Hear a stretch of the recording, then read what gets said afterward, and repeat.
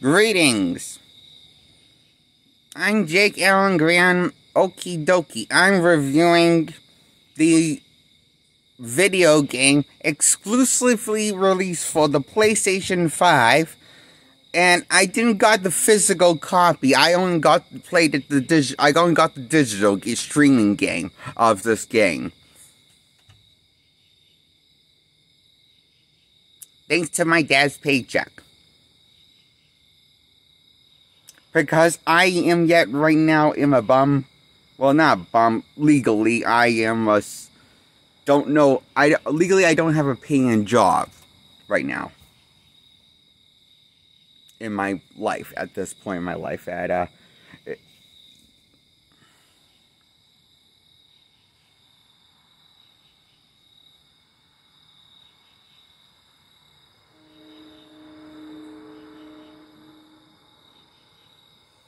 So yeah, the house I'm living is outside right now on the porch. This is Dad's, this is thanks to Dad because look, he basically he takes care for all, he always,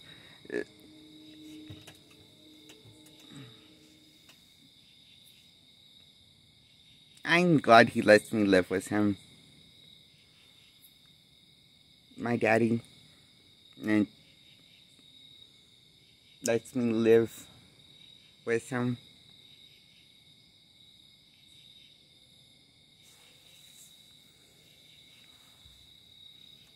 I'm grateful for that. For certain reasons, I have really bad OCD.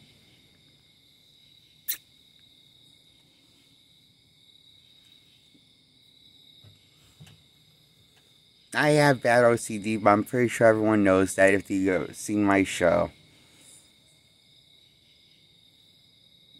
I have really bad OCD, repetitive thoughts kind.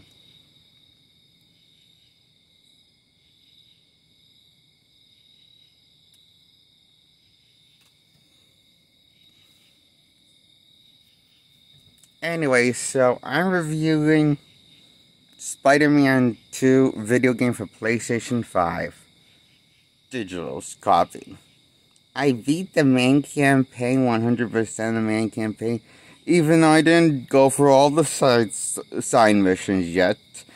I think the most important, basically the bare bones of this, I just want to say this story is,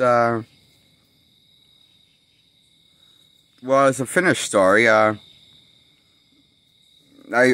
being the main campaign, I thought it was, as a story, the story is, an 8 out of 10. Above average story, kind of cringe. Lots of stupid stuff, but also kind of epic at times. It basically feels like Iron Man 3 again. Syndrome.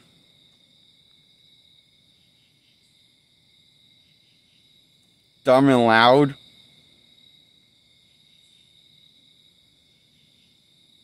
Of a plot. It feels like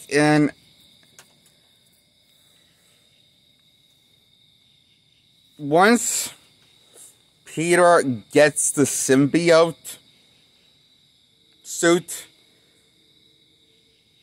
the pacing changes gears. Like, it goes, I don't know why. Once from it feels like all fun, and it feels like,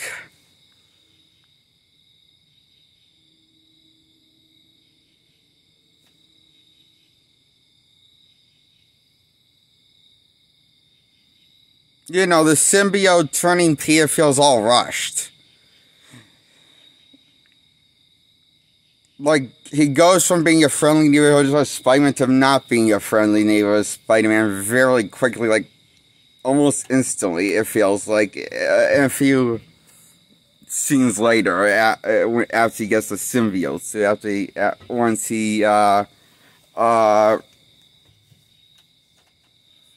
guess once he goes after Kraven and his hunters first to get Connor's serum. At those graveyards when he starts acting funny. Is when he starts, is like when I feel like he starts tripping. He's just like, and it's kind of out of nowhere. It's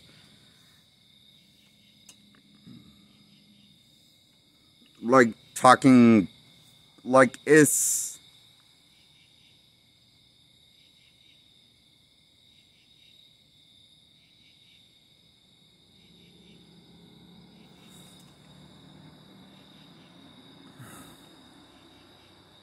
And I think I know what the problem is. For a short period of time, when he starts talking like that, he sounds emo, like Emo Maguire from Spider-Man 3 once he got the black suit and danced.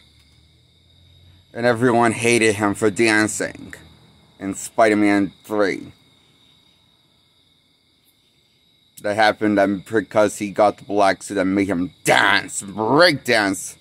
And slapped his ex-girlfriend in the face. Huh? After he breakdanced in front of his ex-girlfriend in the same restaurant where she works. And did it for her. And then slapped her in the face, and I don't understand this logic.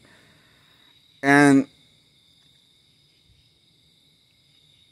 that's where my problem with the symbiote Spider-Man lied within the Spider-Man gang, The Amazing Spider-Man 2. I feel like I'm not playing a comic book. I feel like I'm playing Spider-Man 3 once he gets the fucking symbiote. I mean, don't get me wrong, the symbiote's cool and all epic and overpowered to play as, but Spider-Man just doesn't even act, I don't know, he doesn't act, he acts, I don't know what it is, maybe it's this dialogue that they're making Yuri Lothal say, or maybe it's to say Yuri Lothal just doesn't have the acting chops to pull off a brooding Spider-Man that's lost his shit right away, you know? It's like,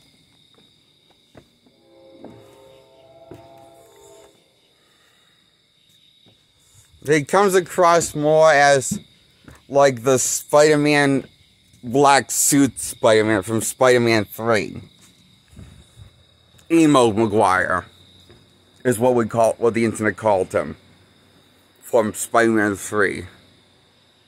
Remember, because that suit made him dance. Dance.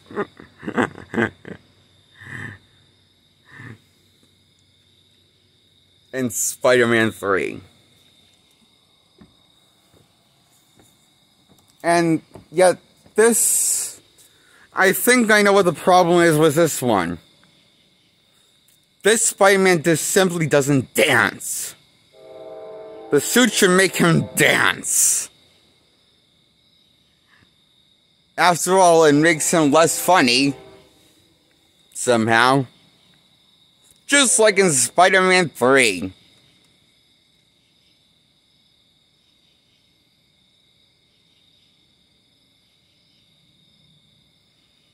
Was that the intention?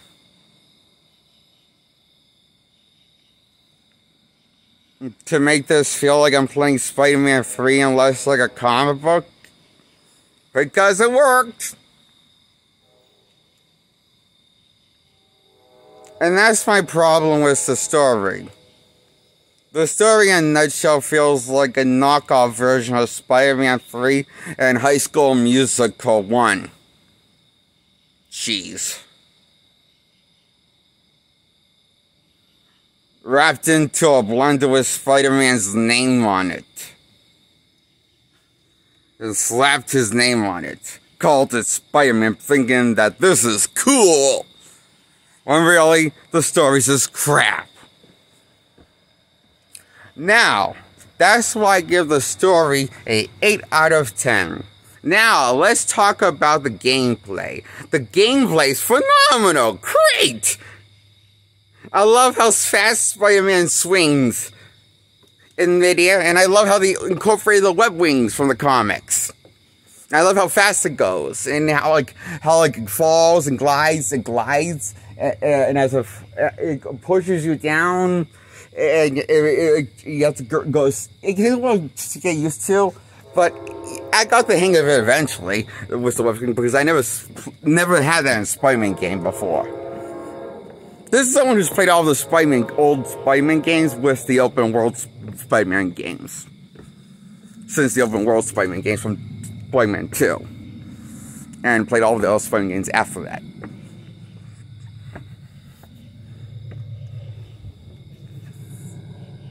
The Spider-Man 2 game from 2004 was Maguire recording his voice as Spider-Man. Not the one I'm talking about now. Okay? This is a different game. With a different Spider-Man. And a different voice actor called Yuri Lowenthal, who voices Spider-Man and Peter Parker. Spider-Man. Oh, and you also get to play as Miles Morales and get to switch between both of them in the open world, which is pretty cool. But when it comes to the main story, you kind of have to go with what you're assigned to in the story, so...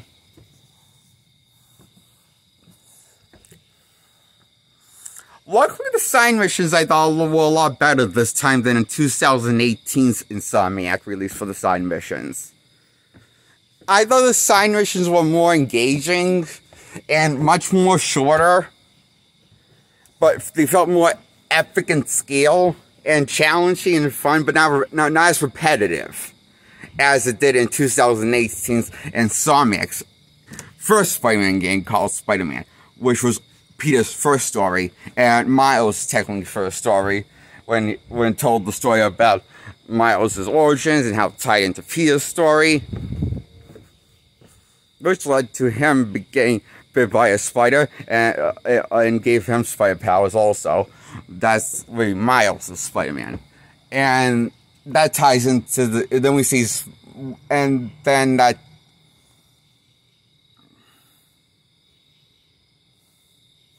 then Miles gets his own game before we get the sequel to Spider-Man 2. The actual sequels. So, as far as sequels go, this is actually a pretty fun sequel to play. I give this a 10 out of 10. It's fun playing as Spider-Man.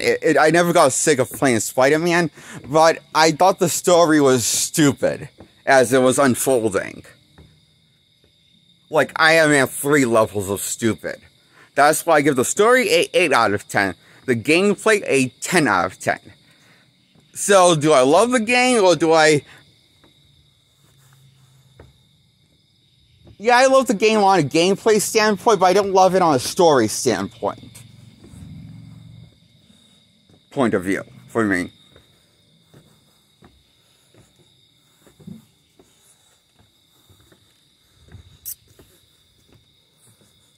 But I don't play games really for stories, actually, as much as for the gameplay.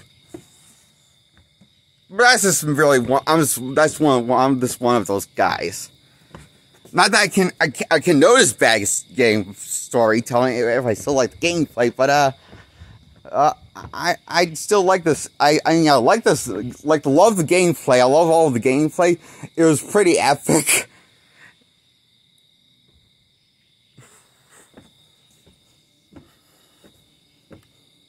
The gameplay felt epic all the time.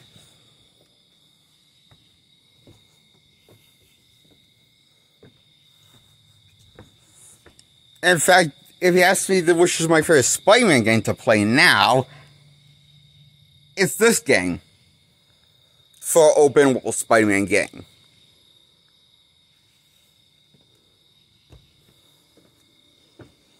Because this one just feels like this, like the most biggest. It just feels like when you're playing it, it just feels like the most. It just feels right for me. It just feels like awesome playing both Spider-Mans and taking control of both Spider-Mans, and even when he gets the control of the black suit, and even the final suit that Peter gets control of, the anti-venom suit. the other symbiote suit that's later in the story. That's due to Marlon Lee, also known as Mr. Negatives from the first game, helping you out. Get that, and which leads to getting a new suit called the Anti-Venom suit.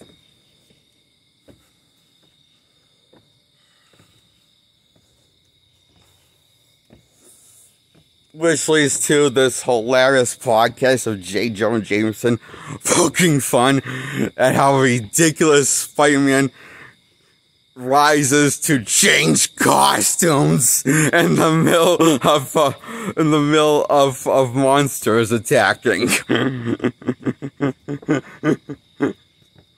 Referring to his new anti-venom, it was kind of funny.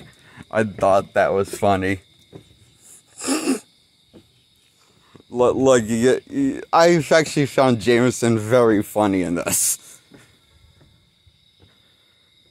He cracked me up a lot in this.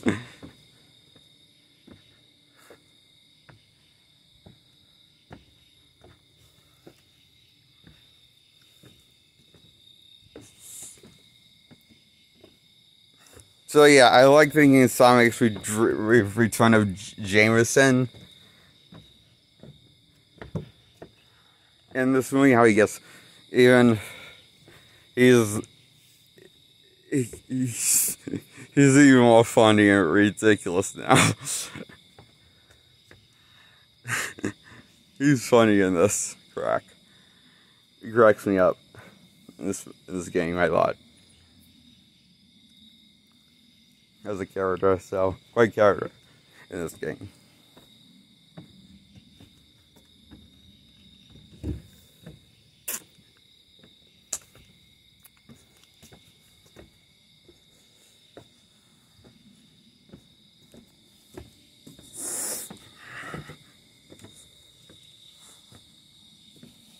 And that's why I'm split on as a story point of view, but as a gameplay point of view, it's a phenomenal game. A 10 out of 10 as a gameplay point of view.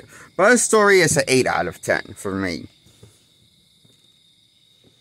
Because the story is not that great.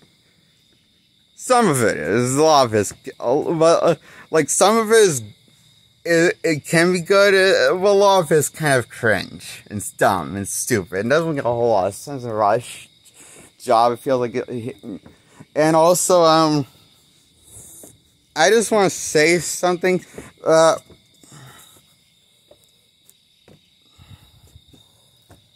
don't know why.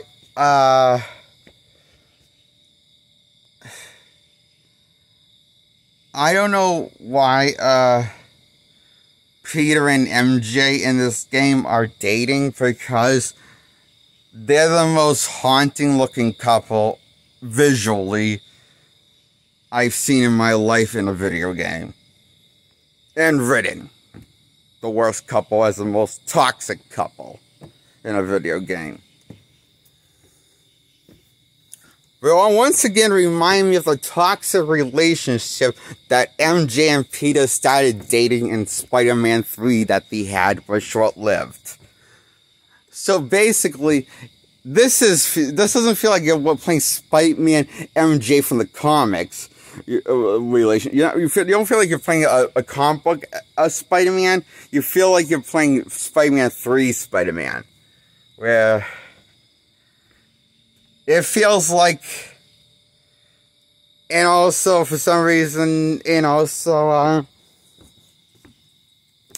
you know how,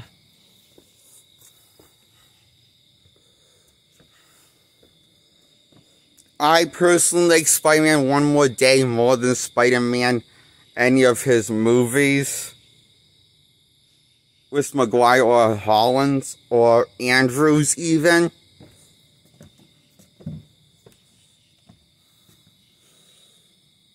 Even though that's the one where he makes a deal with Mephisto, the devil in the Marvel Lord of Comics, in comic from Marvel World Comics. was basically kind of retcon decades and decades of history of MJ being with Peter, basically, and everyone remembering having history connections with that event. So,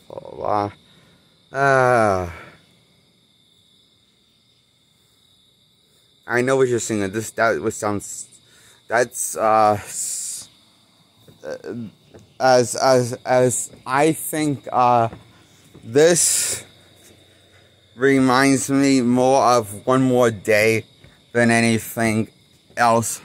Even this video game reminds me of more of the storytelling from Spider-Man One More Day, and I like One More Day more than Spider-Man 3. Now, which do I like more than this? Spider-Man One More Day or Spider-Man 2? Spider-Man One More Day probably has a story narrative, probably. I think it's a better story. In terms of pacing and plot holes, I don't know, it's like, it was less questionable, I thought. I found less questionable stuff in One More Day than in the Spider-Man 2 video game for the PlayStation 5. Sorry, I just thought this felt very One More Day inspired storytelling. Instead of taking good ideas from, you know how like the first Spider-Man game, I felt like the first, maybe it was just me, but I felt like the first Spider-Man game from 2018 that Insomniac did, and felt kind of like it was taking, it felt like in terms of tone, and in terms of pacing, and in terms of making Spider-Man likable and relatable and balance and showing both halves of Peter Parker and Spider-Man and how the tied together, felt more inspired by older Spider-Man comics before One More Day. This feels like it's inspiring One More Day after One More Day comics. Where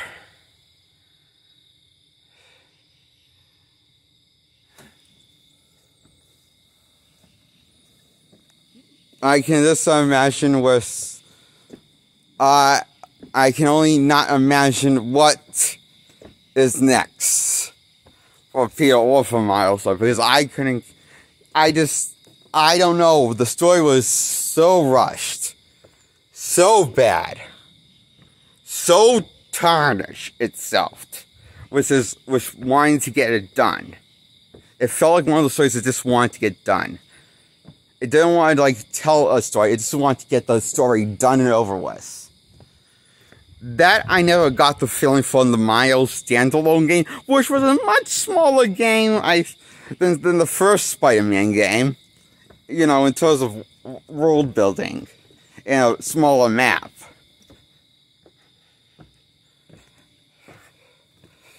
And a small open world.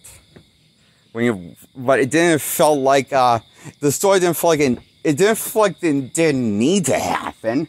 It felt like it needed to happen for Miles to grow into his own shoes as being Spider-Man.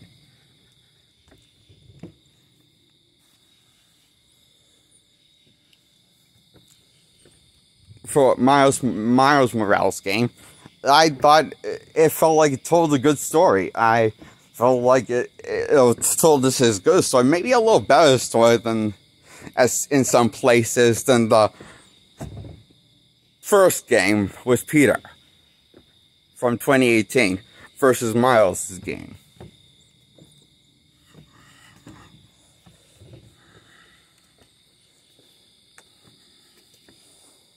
I know that's not the game, these aren't the games I'm supposed to be talking about, but the point is, why couldn't the story be released as good as the first two Insomniac stories? I don't know why. This is one of the stories that this felt, holy mother of God. I don't want to see the story continue for Peter or for Miles. I want it to end here. Because I have become instantly uninvested after the end. Is how the story wraps it up in a happy bow again. Everyone's happy. Happy, happy, happy. Oh, except for Norman Osborn, who now has his own son and a paralyzed, who now has a son who may 8% may wake up from a coma. With very little brain activity.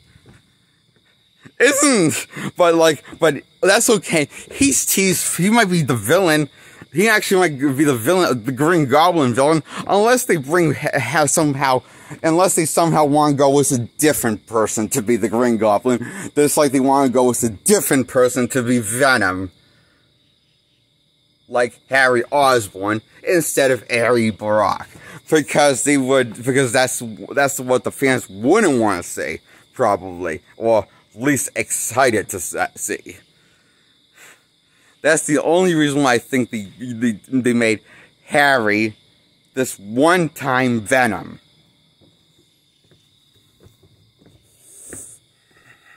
In this game.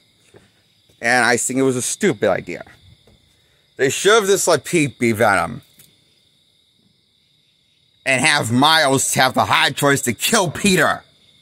It would have been sad and it would have been brilliant, I think. If they went with that route. Since now, Miles is now going to be now, moving forward, seems like he's going to be the one and only Spider-Man. Peter may retire or may take a break. I'm not really sure. It's not really clear how long of a break he's taking. So,